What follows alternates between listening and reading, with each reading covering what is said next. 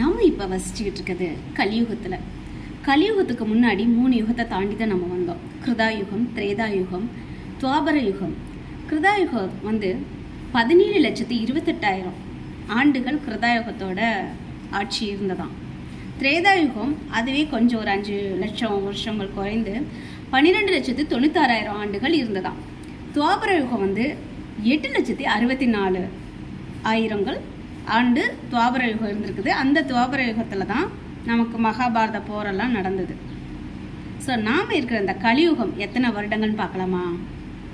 4,32,000 வருடங்கள். நாம் இன்னைக்கு தாண்டி வந்திருக்கிறது 2024.